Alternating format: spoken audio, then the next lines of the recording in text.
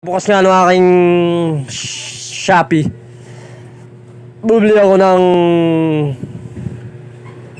ng kutsilyo sa Shopee, Japanese knife.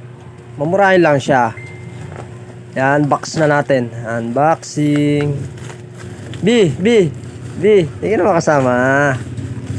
Hindi ka naman kasama sa video. Ito na po. Makikita natin kung legit ba o hindi legit. Kasi dati bumili ako microphone, wireless microphone ang binigay sa akin, microphone stand. Kaya nakakasura. Hop. Baka ano yan? Oy, maganda. Hop, sinira na. Ano ba, tatalabas sa balat mo? Magaan? Magaan ba? Ha? Pero pag napatalas,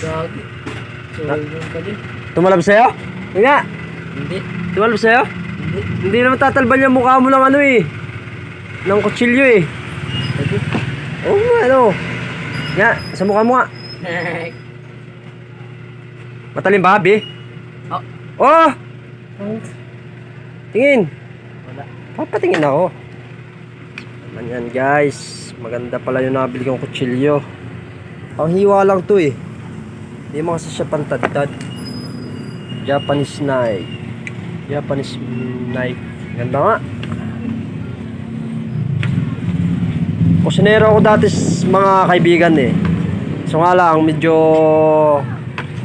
nung nag-resign ako, tumutok ako sa pagninegosyo. Kaya medyo naliwas na landas. Pero hindi ko pa rin iniiwanan yung aking pagluluto. So, balang araw, magkaka-restaurant pa ako eh. Yan ang ating goal sa buhay. Magkaroon ng pangarap. Kaya nag-iipon ako ng mga gamit. Actually, ang dami ko ng gamit eh. Diba guys? May mga kaldero na ako. Rep. Kaldero. Meron pa akong yun. Painitan na yung ganon. May ice crusher pa ako sa gilid. Yung aking lutuan, tsaka blender ko, pinahiram ko muna. Guys, pakaganda nito.